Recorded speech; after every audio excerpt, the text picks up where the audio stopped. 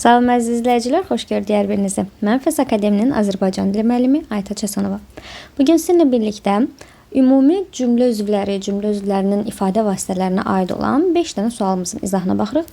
İzaha keçməzdən əvvəl xatırlatmaq istəyirəm ki, bizim ödənişsiz dərslərimizdən, video izahlarımızdan və ödənişsiz WhatsApp qruplarımızdan xəbərdar olmaq istəyirsinizsə 077 598 38 00 menecer nömrəsi ilə əlaqə saxlaya bilərsiniz.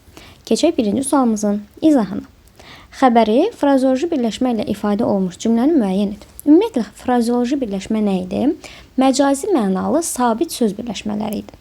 Və cümlənin xəbərini biz hər zaman demişik ki, cümlədə ilk elə xəbəri müəyyən etmək lazımdır. Güldan əlindən düşdüyü üçün çatlamışdı. İndi qızıl payızdır. Çox işlədiyi üçün əldən düşmüşdü. Köksünü ötürüb üzmə baxdım. Şaxtadan burnunun ucu göynüyürdü. Bunların hər biri bizim cümləmizin xəbərləridir. Amma bir şey müəyyən etməliyik ki, biz xəbəri yox, frazeoloji birləşmə olan xəbər axtarırıq. Bilirəm ki, çox şagirdin ən çox qarışdırdığı hissə olacaq E variantı. Niyə? Çünki burnunun ucunun göynəməsi frazeoloji birləşmədir. Amma biz unutmamalıyıq ki, bu frazeoloji birləşmənin həm də ikinci bir həqiqi mənası var. Burada şaxtadan burnunun ucu göynüyürsə, bu həqiqi bir şeydir, real bir şeydir. Doğrudan da şaxtadan bizim burnumuzun ucu göynəyə bilər.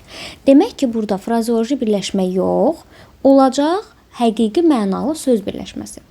Əgər ki, desə, bacısı üçün burnunun ucu göynüyürdü, artıq biz onu məcazi mənalı ifadə kimi götürəcəyik və frazeoloji birləşmə olacaq. Deməli, burada həqiqi məna olduğu üçün E variantı ola bilməz. D variantı üzünə baxmaq həqiqi mənalıdır və digər variant da eləcə. Cavab olacaq C variantı. O çox işlədiyi üçün əldən düşmüşdü. Əldən düşmək frazeoloji birləşmədir. Çünki burada yorulmaq mənasındadır. Və yorulmaq mənasındakı əldən düşməyi biz həqiqi mənaya çevirə bilmərik. İkinci sual.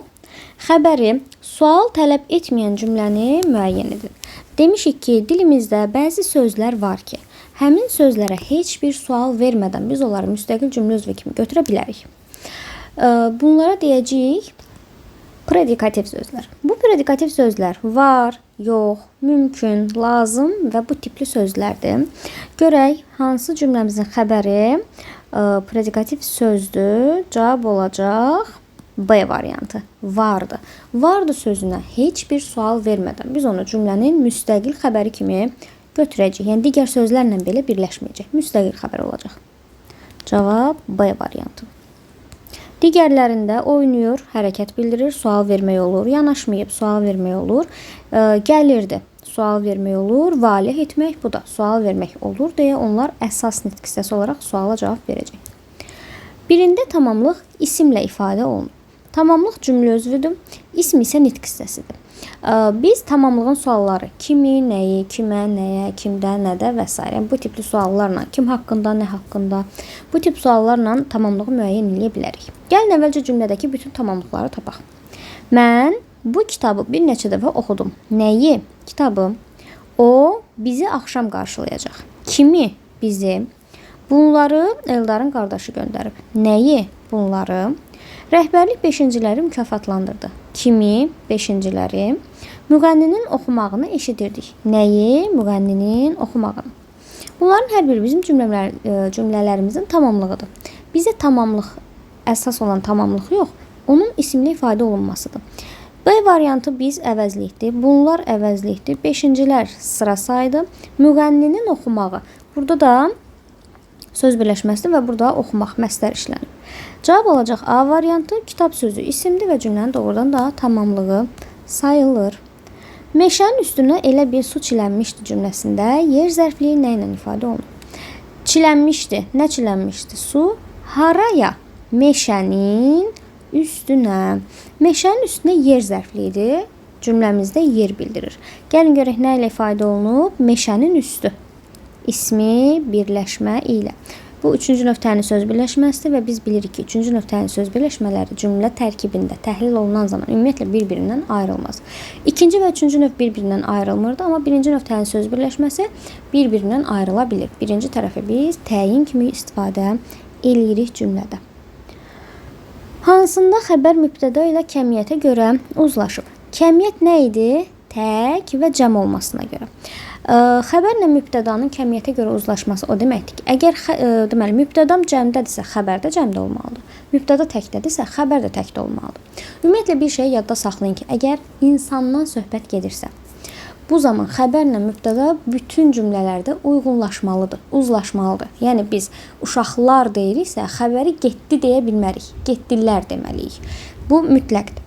Amma cansız əşyalar, heyvanlar, quşlar, bitkilər, bunlar uzlaşa da bilər, uzlaşmaya da bilər. Necə? Yəni biz burada heyvanları və quşları nəzərdə tuturuqsa, yəni hansısa bir canlını nəzərdə tuturuqsa, istəsək uyğunlaşdırarıq, uzlaşdırarıq, istəsək uzlaşdırmarıq. Məsələn, quşlar uçdular da deyə bilərik, quşlar uçdu da deyə bilərik. Hər ikisi doğrudur. Amma cansız əşyadırsa, cansız varlıqdırsa, ümumiyyətlə orada uzlaşmadan söhbət getmir. Yəni biz onları uzlaşdırmırıq. Məsələn, deyək ki, kitablar əlindən yerə düşdü. Biz burada kitabların cansız olduğunu bilirik. Kitablar düşdülər demək qəti şəkildə olmur. Kitablar düşdü. Çünki dedik ki, cansızlarda uzlaşma yoxdur. Heyvanlar da, quşlar da, yəni canlıdır, amma insan deyil. Onlarda uzlaşma ola da bilər, olmaya da bilər. İnsanlarda isə mütləq şəkildə olmalıdır. Burada bizdən nə istəyir? Kəmiyyətə görə uzlaşmanı istəyir. Onlar mənim dostumdur. Burada uzlaşma yoxdur. Çünki onlar cəmdədir, şəxs anlayışı bildirir və dostumdur təkdədir. Ona görə də burada uzlaşma yoxdur. Ağaclar qurudu. Biri cəmdə, biri təkdədir. Yoxdur. Evlər görünürdü. Biri tək, biri cəmdir. Daha sonra çaylar daşır. Yenə də tək və cəmdən söhbət gedir. Amma həkimlər tələsirdilər. Burada həm mübtədamız, həm xəbərimiz hər ikisi cəmdədir. Demək ki, burada, yəni bu cümləmizdə kəmiyyətə görə uzlaşma var. Cavab olacaq E variantı. Bugünlük izahımız bu qədər. Əgər video sizin üçün yararlı oldusa, videonu bəyənməyi, paylaşmağı, rəy bölməsində fikirlərinizi bizimlə bölüşməyi unutmayın. Bugünlük bu qədər. Gələn videolarda görüşənə qədər hələlik.